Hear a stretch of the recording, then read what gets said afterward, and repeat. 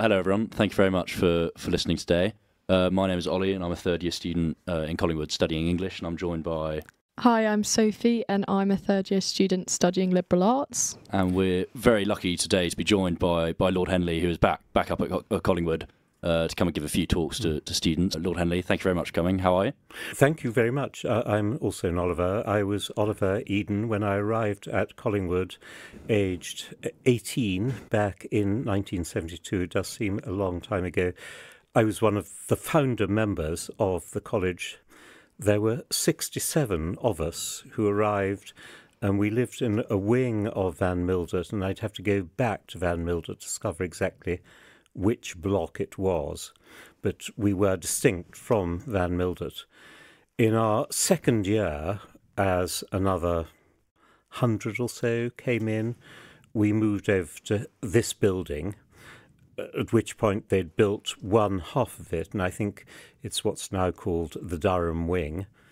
Oh, it sounds like a prison, doesn't it? Anyway, my third year, lived in Northumberland Wing. So I had all 3 years of my Durham time, 72 to 75, in Collingwood, living in, for which I'm very grateful.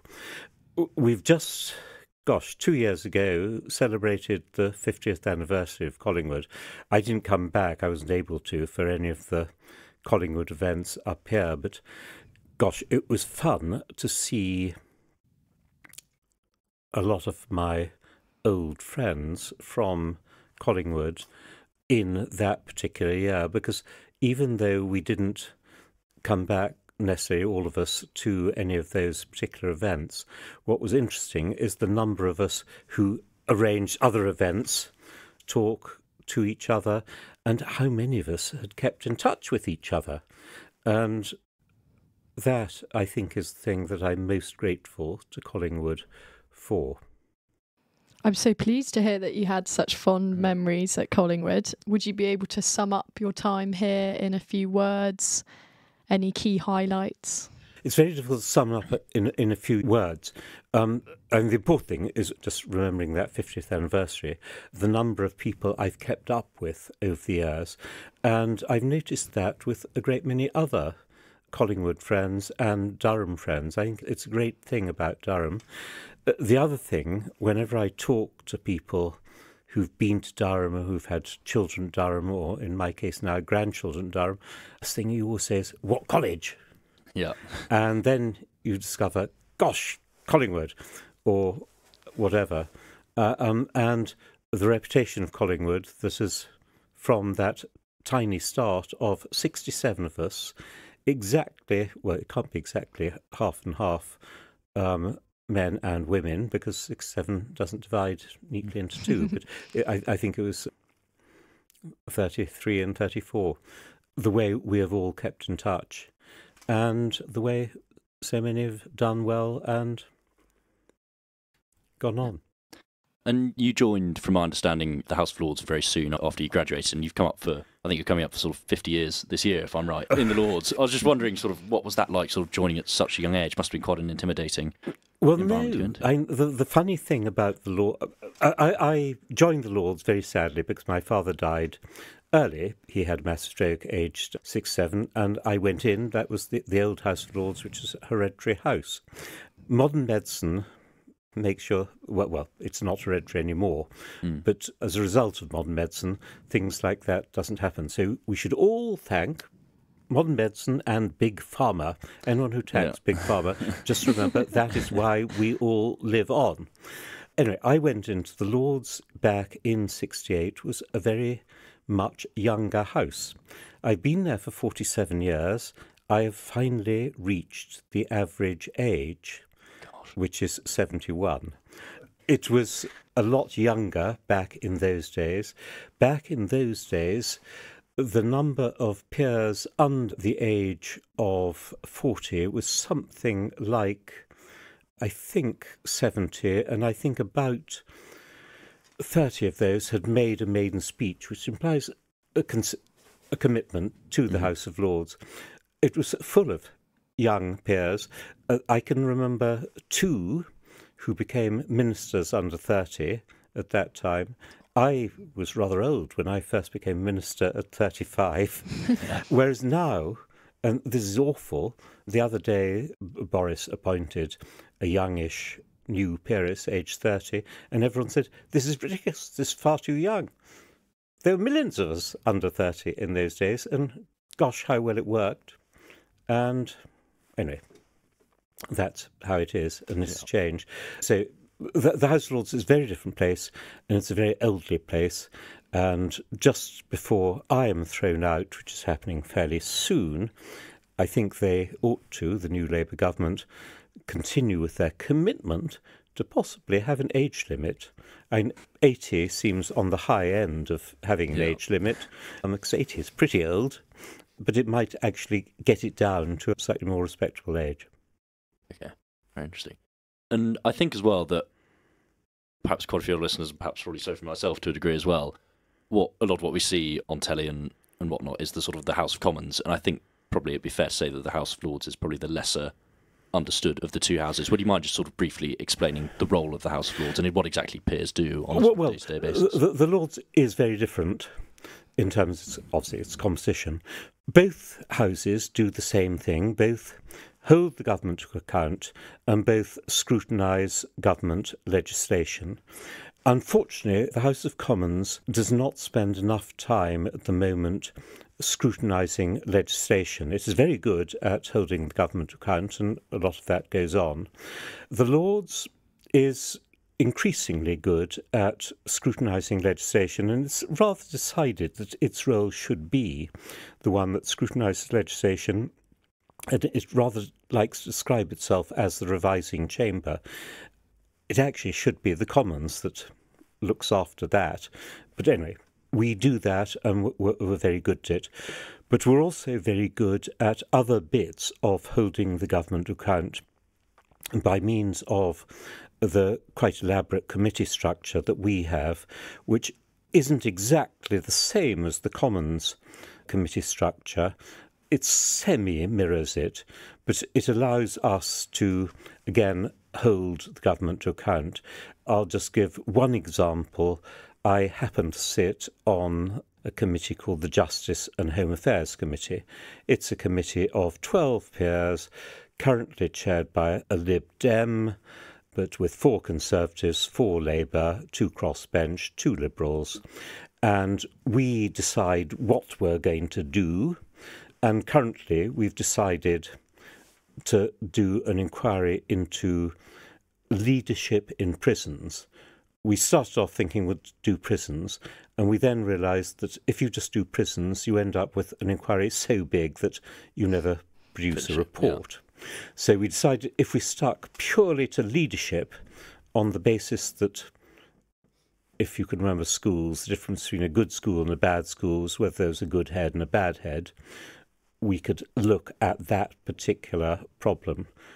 And I hope, as a result, we'll be able to produce a report, having started it last summer, sometime this summer, and I hope it will be, dare I say it, fairly damning about both the Ministry of Justice and the prison service in terms of mistakes they've been making and lack of training, and I won't get into other things. Okay.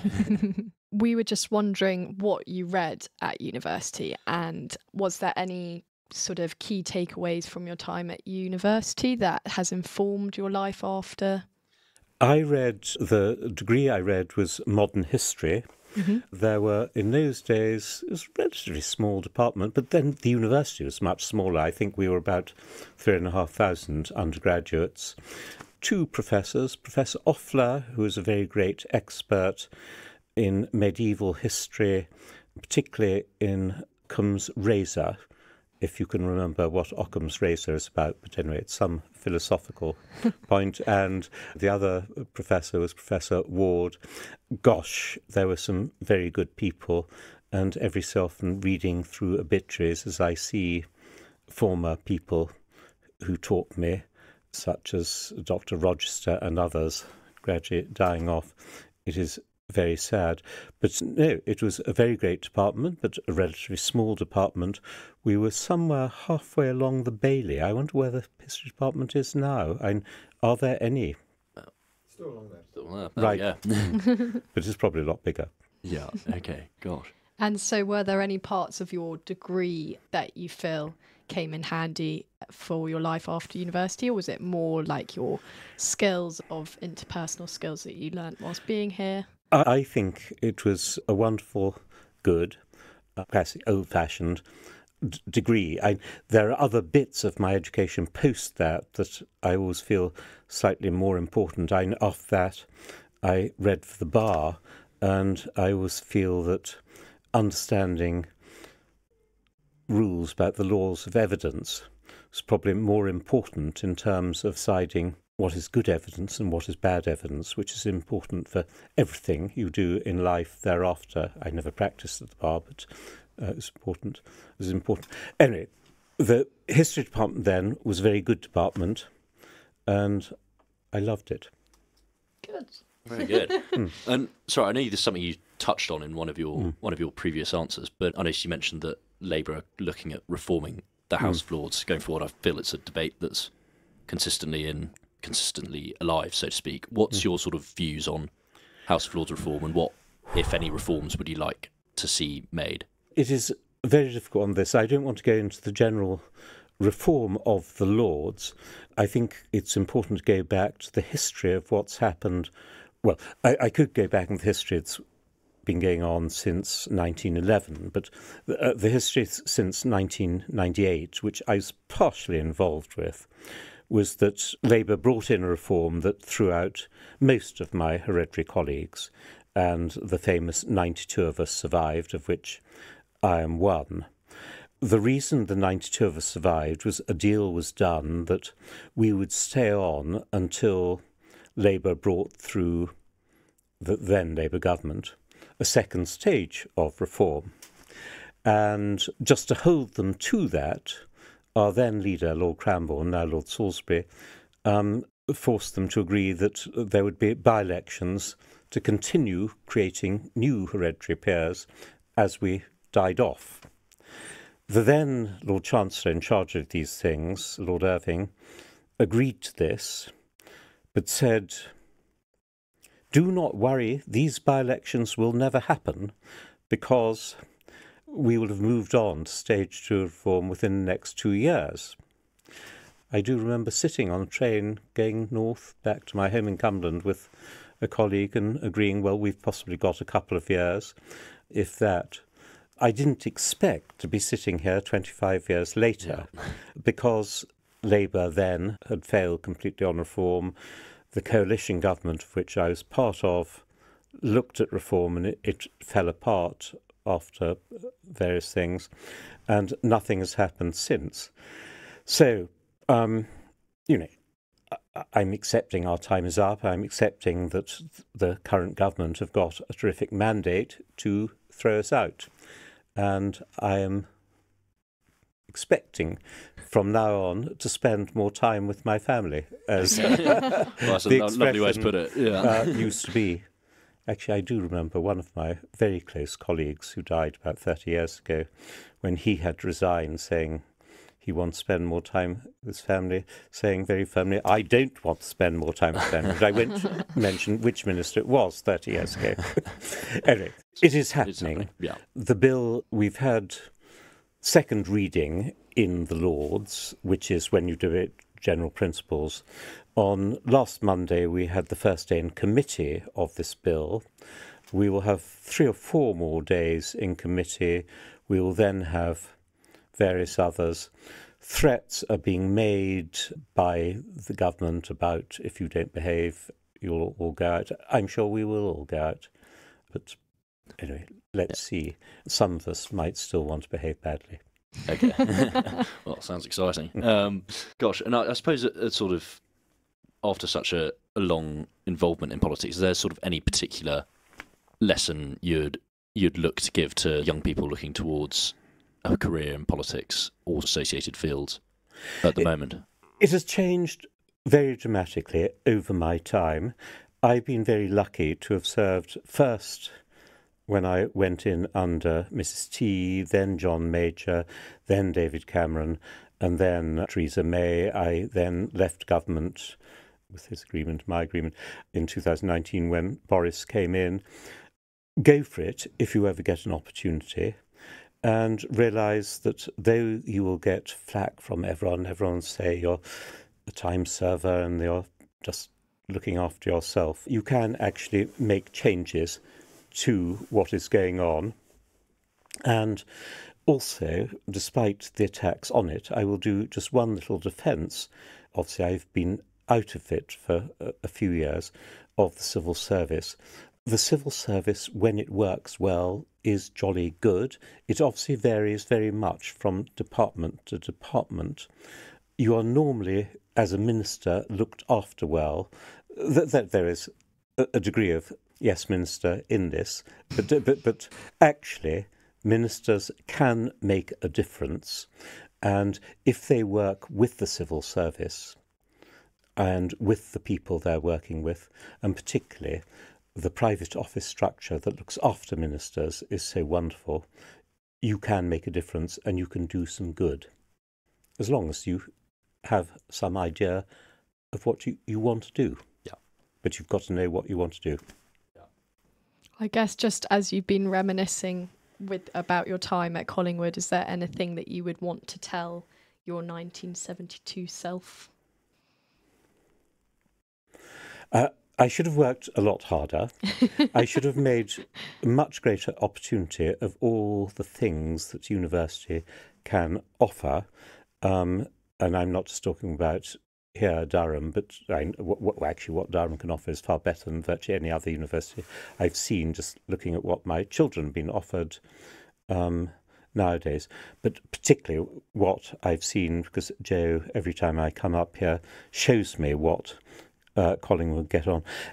Just think of the 3 years you've got here and what is being offered to you. When I think of the number of days I spent with friends in the bar or doing other things, a lot of those people went on to very respectable careers here, there and everywhere. But, oh gosh, when I think of wasted opportunities. So take up every opportunity you can get, and it's worth it. That's great advice. Sounds very good advice. And I suppose we're sort of probably coming towards the end of an Edinburgh stop. So one final question I suppose I'd have from me is that sort of in the gap between your time leaving university and up to now, is there, what would you say has been your proudest achievement over your career or in your personal life more generally? I can't answer that at all, but I'm very proud of now having 4 children, 1 grandchild, and I hope there'll be many more. And I'm quite proud of my government career, and I don't think there have been too many disasters in it. Yeah. And the great thing is I've enjoyed it, and I think I've done it tolerably well. And I hope I'm leaving things, because I'm a great believer in heredity, I'm leaving things, I didn't mean in financial terms or anything like that, in just as good a way for my children as left for me beforehand. But that's all one can do in life. Splendid. After 51 years or more. Well, we just really wanted to thank you very much, Lord Henley, for your time today, and thank you very much to our listeners for tuning in.